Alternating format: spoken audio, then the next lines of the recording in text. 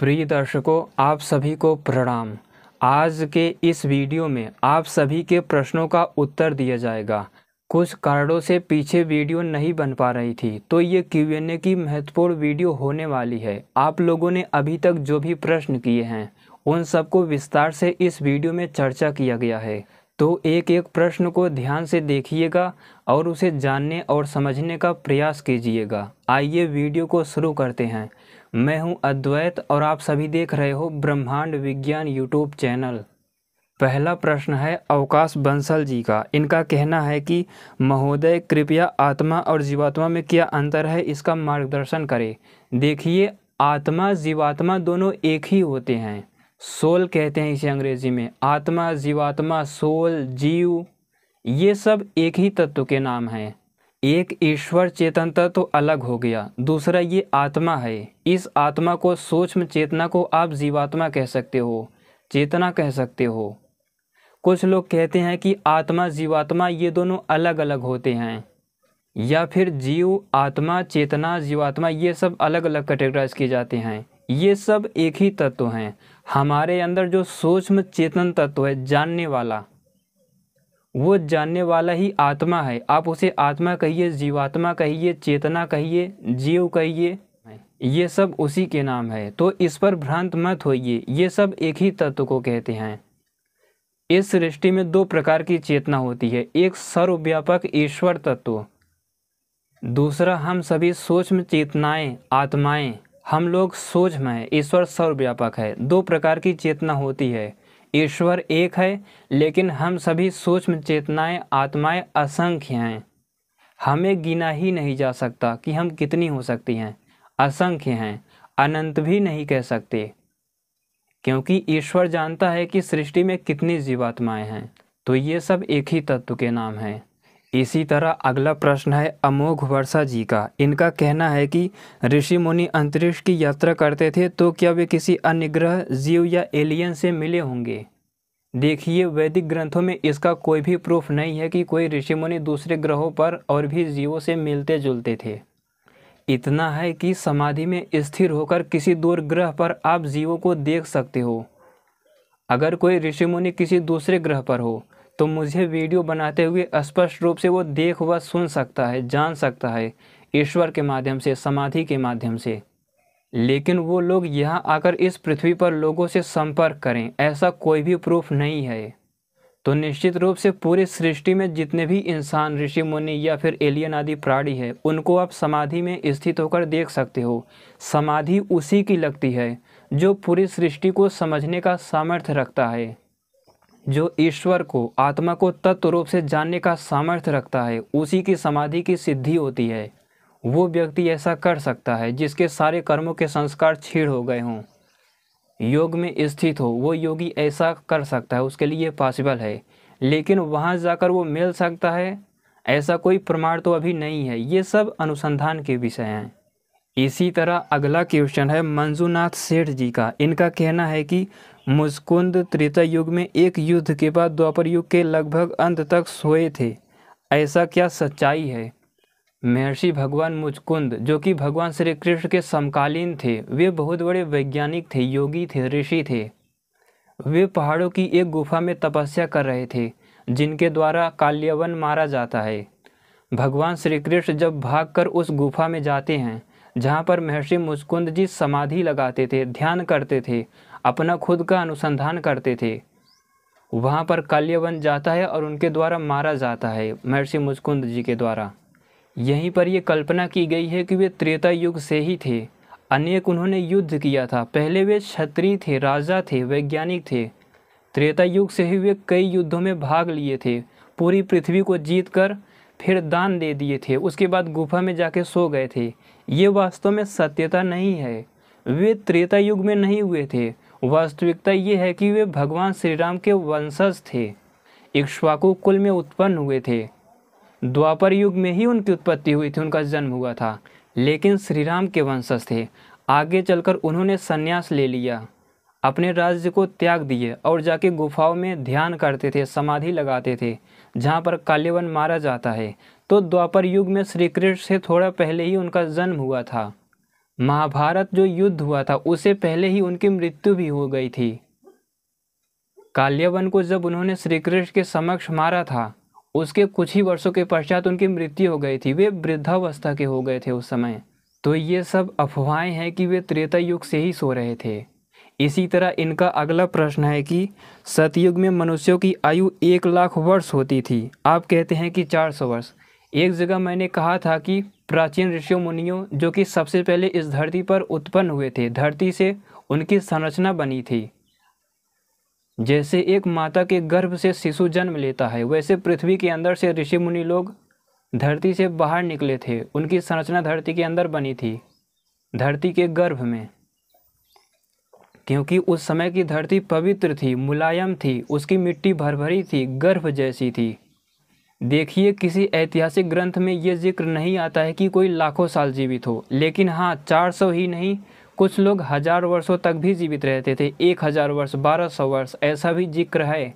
ऐसा भी वैदिक विज्ञान अनुसंधान कहता है। जो बहुत बड़ा ऋषि मुनि योगी हो, योग के बल पर, सृष्टि विज्ञान को जानने के बल पर वो 400 से 500 साल, 600 साल, 700 साल, इतना तो सुना है जीवित रहते थे, लेकिन लाखों साल कहीं पर जिक्र नहीं आता। और जहाँ पर आता है वो मिलावट है, मिलावटी घटना है। अगला प्रश्न है त्रिनाथ जी का। इनका कहना है कि वैदिक मंत्रों का उच्चारण क्यों किया जाता है? वैदिक मंत्रों से ही पूरी सृष्टि बनी हुई है और सृष्टि पर उसका प्रभाव पड़ता है। जब हम इन मंत्रों का उच्चारण करते हैं तो जहाँ जहाँ ये मंत्र होते हैं वे समृद्ध होते हैं।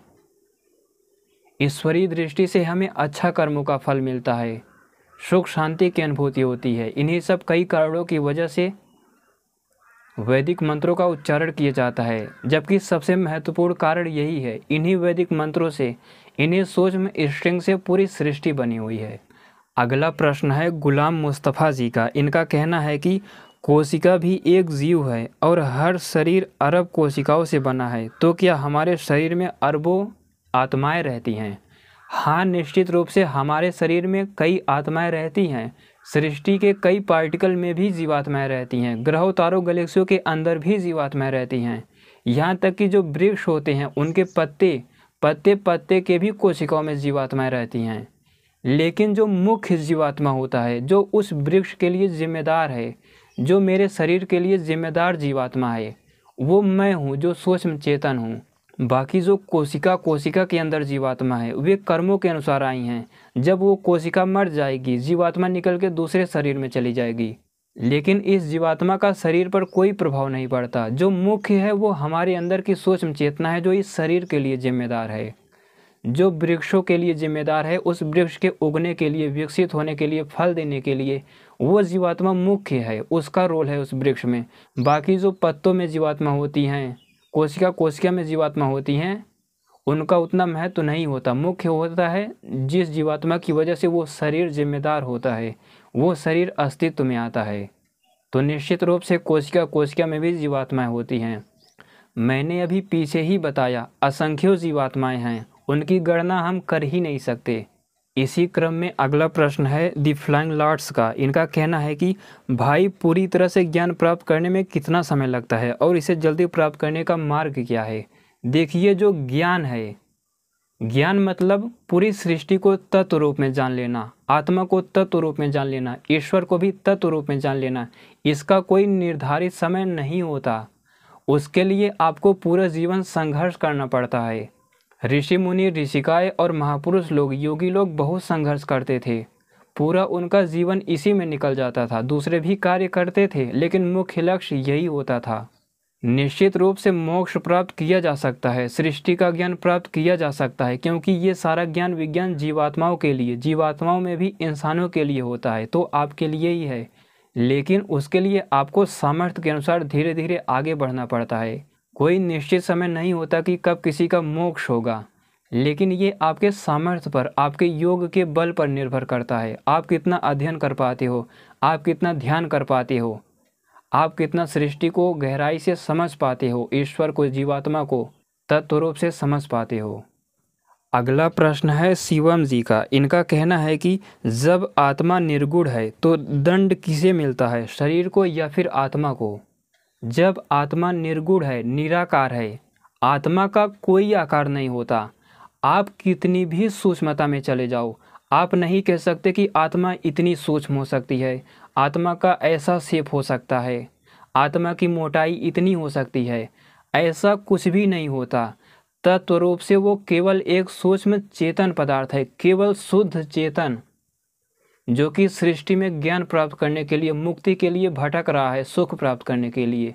जहाँ उसे सुख दिखता है वहीं भागता है। तो वो समय से काल तत्व से परे है, वो निराकार है, उसका कोई आकार नहीं होता। आप कह रहे हो कि दंड किसे मिलता है, शरीर को या फिर आत्मा को? देखिए, जो शुद्ध रूप से चेतन तत्व आत्मा है, उसका कुछ नहीं किया जा सकता, उसको मारा नहीं जा सकता, उसको जलाया नहीं जा सकता। यहाँ तक कि ईश्वर भी, परमात्मा भी उसको कुछ नहीं कर सकते, उसका विनाश नहीं कर सकते, क्योंकि ईश्वर ने आत्मा को बनाया ही नहीं है। आत्मा सनातन है ईश्वर की तरह। तो तत्व रूप से आत्मा का कुछ नहीं किया जा सकता। लेकिन इतना ज़रूर है कि ईश्वर आत्मा को शरीर के माध्यम से दंड देते हैं।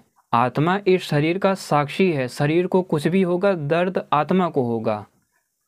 मान लीजिए कर्मों के अनुसार किसी को बहरा बना दिया, लूला बना दिया, लंगड़ा बना दिया, कोई भी परिस्थिति, किसी को पागल बना दिया, इन सब का दंड आत्मा ही भुगतता है शरीर के माध्यम से। कुछ खाते पीते हो तो आत्मा को ही तृप्ति होती है, शरीर तो जड़ पदार्थ है। तो आत्मा को तत्व रूप से कोई दंड नहीं दिया जा सकता। वो केवल शुद्ध चेतन है, जो कि काल से भी परे है, सदैव से है और सदैव रहेगा, चाहे मुक्ति में हो चाहे सृष्टि में हो। अगला प्रश्न है RKWK5। इनका कहना है कि जब प्रलय होगी तब मन, जो मनस तत्व से बना हुआ है, प्रकृति में विलीन हो जाएगा, तो क्या मन के संस्कार भी नष्ट हो जाएंगे और नई सृष्टि में मन में वही संस्कार होंगे, या बिना संस्कारों का नया मन होगा, या फिर जैसे ईश्वर कर्मानुसार शरीर देते हैं वैसे सबका मन भी अलग अलग बनाता है? ये एक बहुत अच्छा क्वेश्चन है और इसका जवाब मुझे आज तक नहीं पता चला। ये प्रश्न मेरे मन में भी कई सालों से है। इस प्रश्न को आप लोग अच्छे से समझिए। ये प्रश्न कह रहा है कि जो हमारा मन होता है ये मनस तत्व से बना होता है। मन, बुद्धि, अहंकार 3 तत्व होते हैं जो कि मस्तिष्क के भीतर होते हैं।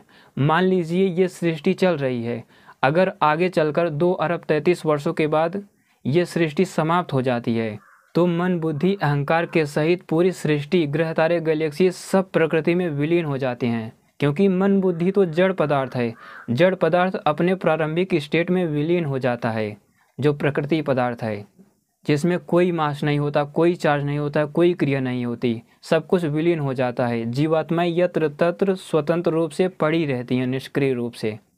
तो प्रश्न ये है कि जब उसके बाद सृष्टि बनेगी, क्योंकि जीवात्मा तो तत्व रूप में यत्र तत्र पड़ी हैं, उनका जो मन था, मन के अनुसार ही जन्म मिलता है, मन में जो कर्म होते हैं उन्हीं कर्मों के अनुसार ही जन्म मिलता है। लेकिन मन तो इस सृष्टि के प्रलय के बाद समाप्त हो जाएगा। उसके बाद जीवात्मा का जो जन्म होगा वो किस आधार पर होगा? क्योंकि उससे पहले जो जीवात्मा ने कर्म किया है उसी कर्मों के आधार पर उसे जन्म मिलना था। लेकिन कर्म देखा जाता है मन के भीतर, बुद्धि के भीतर, अहंकार तत्व के भीतर, वो तो प्रकृति में विलीन हो गया। इसका जवाब मुझे तो नहीं पता, लेकिन बहुत से लोग ऐसा कहते हैं कि ईश्वर सर्वज्ञ है, सब कुछ जानता है, उसे पता था कि किस जीवात्मा ने कैसा कर्म किया था, और पहले सृष्टि के कर्मों के अनुसार जीवात्मा के साथ जो मनस तत्व मन को जोड़ देता है, उसी में वो वैसे कर्म, वैसे संस्कार भर देता है, क्योंकि ईश्वर सर्वज्ञ है। लेकिन इस पर भी प्रश्न उठ जाता है कि ईश्वर को तो पूरी सृष्टि का ज्ञान है, उसका ज्ञान कोई ऐतिहासिक नहीं है, उसका ज्ञान तो नित्य है। तो इसका भी मुझे कोई जवाब नहीं पता। जब पता चलेगा, जब इस पर अनुसंधान होगा तो मैं आपको बता दूंगा। या फिर आप लोग भी इस प्रश्न को लिख लीजिए और मनन चिंतन कीजिए, हो सकता है आपको ही इसका जवाब मिल जाए, और जिनको पता हो कमेंट में आप बता सकते हो। इसी क्रम में अगला प्रश्न है RTRZ का। इनका कहना है कि आप यह बताइए कि हमारा सूर्य और हमारी गैलेक्सी किसकी परिक्रमा करते हैं? हमारा सूर्य पूरा सौरमंडल गैलेक्सी की परिक्रमा करता है, जो हमारी मिल्की वे गैलेक्सी है। जितनी भी गैलेक्सियां हैं आप मेरे पीछे देख सकते हो, ये जितनी भी गैलेक्सियां हैं ये अपने केंद्र का चक्कर लगाती हैं। आपने ब्लैक होल के बारे में सुना होगा। ब्लैक होल कोई होल या गड्ढा नहीं है, ब्लैक होल भी एक तारे जैसा है। पूरी गैलेक्सी का सेंटर ऑफ मास जो होता है वहीं पर बैलेंस होता है, उसी के चारों तरफ पूरी गैलेक्सियाँ चक्कर लगा रही हैं। मैं किसी छोटे मोटे ब्लैक होल की बात नहीं कर रहा हूँ। कुछ ऐसे इतने बड़े बड़े भी सेंटर ऑफ मास होते हैं जिसके चारों तरफ हज़ारों लाखों गैलेक्सियाँ चक्कर लगा रही होती हैं। इसी से आप लोग अनुमान कर सकते हो कि ब्रह्मांड कितना बड़ा होगा। जितना जितना आप लोग इन सब पर विचार करते जाओगे वैसे वैसे अनुभव होगा कि मास, द्रव्यमान की उत्पत्ति कब हुई, किस परिस्थिति में, सेंटर ऑफ मास होता क्या है, चार्ज क्या होता है, लाइट क्या होता है, टाइम क्या होता है, स्पेस क्या होता है। धीरे धीरे आप लोग भी योग सामर्थ्य के बल पर आगे बढ़ पाओगे। सृष्टि को जानते हुए ही योगी बना जा सकता है। तो पूरी गैलेक्सियाँ अपने सेंटर ऑफ मास का चक्कर लगा रही हैं। मैं उसे ब्लैक होल तो नहीं कह सकता, उसे आप कहिए सेंटर ऑफ मास। कोई इतना बड़ा तारे जैसा संरचना है जो पूरी गैलेक्सियों को बैलेंस बनाए हुए है, उसी के चारों तरफ घूम रहे हैं। अगला प्रश्न है GD त्रिवेदी जी का। इनका कहना है कि भगवान विष्णु जी का स्वरूप क्या है, भक्ति क्या है। देखिए, जो वास्तव में भगवान विष्णु जी हैं, ईश्वर हैं तत्व रूप से, वे सर्वव्यापक विष्णु ही हैं, यानी उस चेतना को ही विष्णु कहते हैं। सर्वव्यापक कह रहा हूँ, सर्वव्यापक का तात्पर्य ही विष्णु होता है। विष्णु व्याप्तव इस धातु से बना है, यानी वह सर्वत्र सब जगह व्यापक है। जो लोग संस्कृत में धातु प्रकृति प्रत्यय नहीं पढ़े होते, वो लोग कहते हैं कि चार भुजाओं वाले एक विष्णु जी हैं। वास्तव में वो जिन्हें आप चार भुजाओं वाले कहते हैं, चार भुजाओं वाले तो नहीं थे। वे एक बहुत बड़े वैज्ञानिक थे, योगी थे। हरिद्वार में उनका शासन चलता था, वहाँ के वे राजा थे, बहुत बड़े वैज्ञानिक थे। अपने समय के आप कह सकते हो सबसे बड़े ऋषि थे, वे सबसे बड़े योगी महापुरुष थे। अनेक युद्ध भी किया था उन्होंने। वे इतने बड़े योगी वैज्ञानिक थे भगवान विष्णु जी, यहाँ तक कि भगवान श्री राम को भी उनके समान बताया गया। श्री कृष्ण हो गए और भी अनेक ऋषियों को उनके समान बताया गया। जिनके समान बताया गया, इन सबसे वे बहुत बड़े थे सामर्थ्य में, योग में, ज्ञान विज्ञान के स्तर में। लेकिन जो सर्वव्यापक विष्णु है, ईश्वर तत्व, वो केवल एक चेतन है, शुद्ध चेतन, सर्वत्र सब जगह व्यापक। वो विष्णु अलग है। और ये ऐतिहासिक महापुरुष थे जिनकी जीवात्माएं वर्तमान समय में मोक्ष में स्थित है। तो ये ऐतिहासिक महापुरुष थे, इनकी मृत्यु हो गई, जिन्हें आप चार भुजा वाला बताते हो। बाकी सर्वत्र सब जगह व्यापक चेतन तत्व भी विष्णु है, जिसे ईश्वर कहते हैं, परमात्मा कहते हैं, जिसने पूरी सृष्टि बनाई है। इसी प्रश्न में आप कह रहे हैं कि भक्ति क्या है। सृष्टि को तत्व रूप में जान लेना ही भक्ति है। ईश्वर को, आत्मा को जो जान लेता है पूरी तरह, यही भक्ति है। अपने पिछले जन्मों को जान लेता है, यौगिक सिद्धियों को प्राप्त कर लेता है, आत्मा में ही संतुष्ट हो जाता है, अपने स्वरूप में स्थित हो जाता है। सृष्टि का कोई भी पदार्थ ना हो जिसको वो ना जानता हो, ऐसी स्थिति को प्राप्त करने वाला ही भक्ति कहा जाता है। भक्ति योग इसे ही कहते हैं। अगला प्रश्न है हीरेन सोलंकी जी का। इनका कहना है कि हिग्स बोसान पार्टिकल क्या है, इसके बारे में बताएं। देखिए, हिग्स बोसान एक पार्टिकल होता है जो ज़्यादातर मास से बना होता है। इसमें उतना चार्ज नहीं होता या फिर दूसरे प्रॉपर्टीज़ नहीं होते जितना मास होता है। वैज्ञानिकों का कहना है कि इसी से मास की उत्पत्ति होती है, जो कि वैदिक विज्ञान इस सिद्धांत को इनकारता है। वैदिक विज्ञान के अनुसार सूक्ष्म स्ट्रिंग है जिससे मास की उत्पत्ति होती है। उस स्ट्रिंग के बारे में, उस रश्मि के बारे में भी वैज्ञानिकों को पूरी जानकारी थी। उन लोगों ने वैदिक ग्रंथों में इतना खुलासा किया है कि मास की उत्पत्ति किस वैदिक स्ट्रिंग के कितने बार वाइब्रेशन से किस परिस्थिति में कैसे होती है। तो उसके लिए भविष्य में वीडियो आएगी, जब आएगी तब देखा जाएगा। अगला प्रश्न है सूरज जी का। इनका कहना है कि दिव्यास्त्र शस्त्र क्या होते हैं, क्या ये अभी भी मौजूद हैं। देखिए, दिव्यास्त्र होते हैं जैसे वर्तमान समय में एटम बम हो गया, मिसाइलें हो गई, ऐसे ही दिव्यास्त्र हुआ करते थे। दिव्य अस्त्र, अस्त्र कहते हैं भाले को, तलवार को, गदा को, धनुष को, तीर को। लेकिन जब दिव्य लग जाता है, दिव्यास्त्र बन जाते हैं, तो वे सूक्ष्म तत्वों पर निर्धारित हो जाते हैं, सूक्ष्म तत्वों द्वारा चलाए जाते हैं, मन की इच्छा से चलाए जाते हैं, फिर उन्हें विकसित किया जाता है। जो प्राचीन गदा थी, भगवान हनुमान की जो गदा थी, वो कोई ऐसी गदा नहीं थी किसी का सिर फोड़ दो उससे विद्युत उत्पन्न होता था। वो भगवान हनुमान के मन के संस्कारों से, उनकी इच्छा से चला करती थी, अनेक शस्त्रों का सामना कर लेती थी। इसी तरह जो तलवारें हुआ करती थी, उनसे भी विद्युत उत्पन्न हुआ करता था। एक साथ ही हजारों लोगों को वो तलवारें समाप्त कर देती थी। जो धनुष बाण होते थे, ब्रह्मास्त्र, वरुणास्त्र, इंद्रास्त्र, ये सभी दिव्य हुआ करते थे। वर्तमान समय में कोई भी दिव्यास्त्र उपलब्ध नहीं है। अगर वैदिक विज्ञान पर अनुसंधान किया जाता है, लोग इस पर सपोर्ट करते हैं, तो निश्चित रूप से आगे ये सब बनाया जा सकता है, बन सकता है, संभावना है। अगला प्रश्न है राम नरेश जी का। इनका कहना है कि क्या अक्षर के बाहर भीतर कुछ होता है? आप लोग इस प्रश्न को जरा ध्यान से सुनिए। जो अक्षर होते हैं अ, आ, ई, क, ख, ग, क्या इनके अंदर बाहर भीतर कुछ होता है? देखिए, जो अक्षर होते हैं वे भी पदार्थ होते हैं, एक तत्व होते हैं। जैसे मैंने बोला अ, तो मास की वजह से, चार्ज की वजह से, मॉलिक्यूल आदि की वजह से आपको ये शब्द सुनाई दिया, ये अक्षर, ये स्वर सुनाई दिया अ। लेकिन जो ये तत्व रूप में अगर इस मास को, चार्ज को, पार्टिकल आदि को इस अक्षर से अलग कर दिया जाए तो ये एक पदार्थ है, सूक्ष्म होता है। आप जो कह रहे हो कि अक्षर के बाहर भीतर कुछ होता है, देखिए जो पदार्थ के रूप में है उसके अंदर भीतर बाहर तो होता है, उसकी एक संरचना होती है। लेकिन जो अक्षर ज्ञान के रूप में ईश्वर के अंदर निहित है, क्योंकि जो भी भाषा है, जो भी ज्ञान है, सब ईश्वर की वजह से है, ईश्वर की वजह से आया है। ईश्वर के पास नित्य है ये ज्ञान, तो ईश्वर के पास जो है वो ज्ञान के रूप में है। बाकी सृष्टि में जो हम आप लोग बोलते हैं, इसका एक इंटरनल स्ट्रक्चर होता है।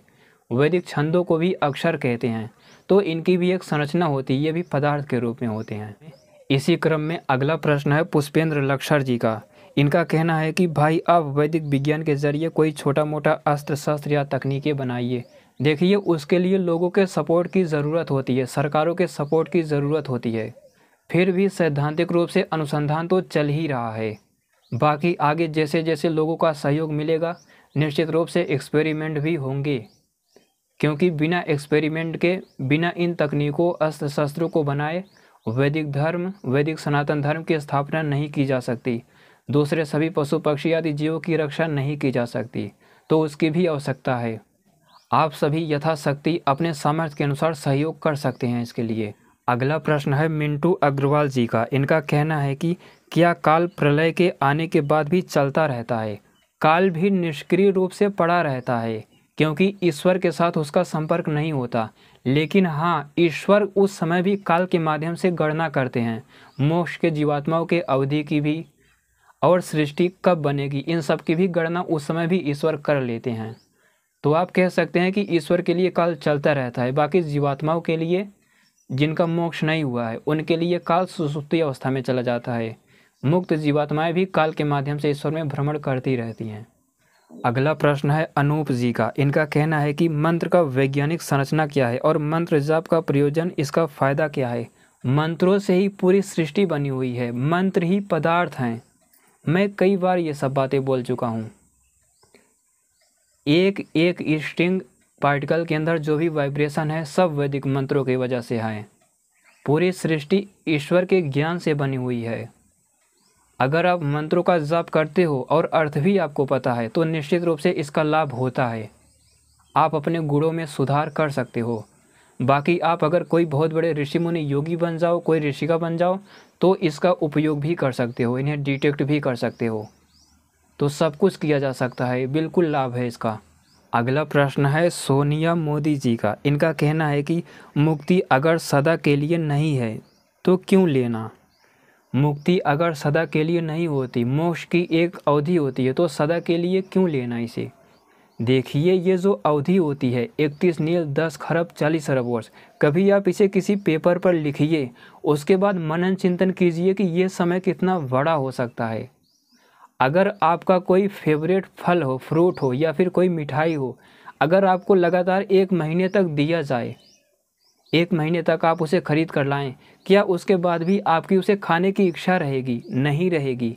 इसी प्रकार जब जीवात्मा पूरी सृष्टि में घूम घूम के सब कुछ जान जाता है, सुख दुख से परे की स्थिति को बार बार अनुभव करता है, जन्म मृत्यु को देखता है, परम अनंत सुख का अनुभव करता है, पूरी सृष्टि को तत्व रूप में जान लेता है, अपने पिछले सभी जन्मों को जान लेता है। जब सब कुछ वो जान लेता है, तो उसकी इच्छा खुद ही होती है एक निश्चित समय के बाद कि मैं भी चलूं सृष्टि में, मेरा भी जन्म हो। तब जाके उस परम सुख के बाद ईश्वर फिर से उसे जन्म देते हैं, साधारण जन्म मिलता है उसके बाद। जीवात्मा, ईश्वर, प्रकृति, ये तीनों सनातन है, इनका कोई आदि नहीं है, कोई प्रारंभ नहीं है, कभी अंत नहीं होगा। यही कारण है कि मुक्त की जीवात्माएं भी वापस आती हैं। इन्हीं का अगला प्रश्न है कि क्या प्रलय के बाद मुक्त आत्मा का भी जन्म होगा? हाँ, निश्चित रूप से मुक्त जीवात्मा एक विशेष अवधि के बाद वापस आती है। अगला प्रश्न है योगी जी करके, इनका कहना है कि क्या सरकार की तरफ से आपको सहायता मिल रही है या नहीं? वैदिक विज्ञान के लिए लोगों के अनुसंधान केंद्र बनाने के लिए अभी तक आपको क्या मदद मिली है सरकार की तरफ से? देखिए, सरकार की तरफ से अभी मुझे कोई मदद नहीं मिली है। मुझे ही क्या, जो लोग भी वैदिक विज्ञान पर अनुसंधान कर रहे हैं, ऋषियों, मुनियों, महापुरुषों की, ऋषिकाओं की वास्तविकता संसार के सामने लाने का प्रयास कर रहे हैं, किसी को भी सरकार की तरफ से कोई मदद नहीं मिली है। अगला प्रश्न है आकाश गौड़ जी का, इनका कहना है कि भाई, आत्मा बिना जन्म लिए कैसे रह सकती है? आपने एक वीडियो में कहा था कि ब्रह्मचारी कृष्णदत्त जी सतयुग के बाद आज सीधे जन्म लिए हैं। सतयुग नहीं, त्रेता युग के बाद। हाँ, ऐसा हो सकता है। बहुत सी ऐसी जीवात्माएं हैं जो सृष्टि के प्रारंभ में जन्म हुआ था, लेकिन उनके कुछ गलत कर्मों से या फिर दूसरे किसी प्रकार के कर्मों की वजह से आज तक उनका जन्म नहीं हुआ। सृष्टि में वे वैसे ही भटक रही हैं, घूम रही हैं, कहीं किसी ब्लैक होल के अंदर, सूर्य तारे आदि के अंदर, चंद्रमा के अंदर, पृथ्वी के गर्भ में, डार्क मैटर, डार्क एनर्जी, असुर पदार्थों के अंदर वे ऐसे ही बिना जन्म के घूम रही हैं। कोई भी जन्म कर्मों का ही परिणाम होता है। इसका ये तात्पर्य नहीं कि मृत्यु के बाद तुरंत जन्म हो जाएगा। अब आप कहेंगे कि ब्रह्मचारी कृष्णदत्त जी तो पूर्व जन्म में श्रृंगी ऋषि थे, बहुत बड़े वैज्ञानिक थे, उन्हें इतनी समस्याएं क्यों हुई? देखिए, अनादि काल के संस्कारों की वजह से हमें जन्म मिलते हैं, ना कि केवल इस जन्म से। तो हो सकता है अनादि काल में कभी वे दूसरे जीव जंतु रहे हों, जब उन्होंने कुछ गलत किया हो या फिर दूसरे प्रकार का व्यवहार किया हो। क्योंकि हमारा जन्म अनादि काल तक के संस्कारों को जब ईश्वर इकट्ठा करता है, उसके ज्ञान के अनुसार जन्म मिलता है। ईश्वर जन्म ऐसे नहीं देता कि ऐसा कोई चेतन है, वो बैठ के सोचता विचारता है, उसके पास मन नहीं होता सोचने के लिए। वो अपने ज्ञान के अनुसार, हमें जन्म मिलता है हमारे कर्मों के स्वभाव के अनुसार। सृष्टि स्वाभाविक रूप से चल रही है, ईश्वर के सानिध्य से चल रही है। तो सृष्टि के नियमों के अनुसार, सृष्टि के प्रभाव के अनुसार, स्वभाव के अनुसार ही हम खींचते हुए उस शरीर तक पहुंच जाते हैं जहां हमें जन्म लेना होता है। इस पर अनुसंधान करने की आवश्यकता है। जैसे जैसे अनुसंधान करोगे, ध्यान करोगे, अध्ययन करोगे, वैसे वैसे सूक्ष्मता में जानते चले जाओगे। तो निश्चित रूप से ऐसा हो सकता है, कोई 1 करोड़ वर्ष के बाद जन्म लेगा, कोई 2 करोड़, कोई 1 दिन, कोई 1 क्षण बाद ही जन्म लेगा। ये सब कर्मों के अनुसार होता है। और अगर आपको तत्व रूप में ठीक ठीक पूरी तरह जानना ही है, तो आप एक ऋषि बनने का, महापुरुष बनने का, ऋषिका बनने का लक्ष्य बनाइए।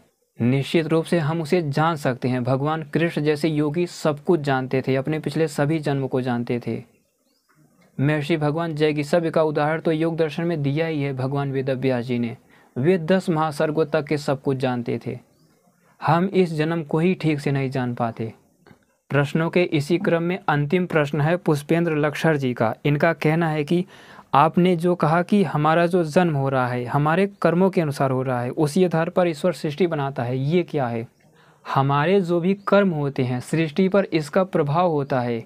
इसी को देखकर, इसी को जानकर ईश्वर को सृष्टि बनाने की इच्छा होती है। सारे जीवात्माओं के कर्मों को देखकर अगर सारी जीवात्माएं एक साथ मुक्ति में होती, जो कि संभव नहीं है, तो ईश्वर सृष्टि बनाता ही नहीं। तो हमारे कर्मों पर ही सृष्टि का बनना डिपेंड है, क्योंकि सृष्टि बनी है मुक्ति के लिए, सृष्टि का उपभोग करने के लिए। तो ये सत्य है, वैदिक दर्शनों की स्पष्ट भाषा है ये। ईश्वर मनुष्यों के, आत्माओं के कर्मों को देखकर उसके प्रभाव से सृष्टि बनाता है। सृष्टि बनाने की उसके अंदर इच्छा जागृत होती है। इच्छा ना कह के कामना कह सकते हैं। इच्छा मन के भीतर होती है, ईश्वर के पास मन नहीं है। तत्व रूप में सर्वव्यापक चेतन है, महाज्ञानी, सर्वज्ञ है।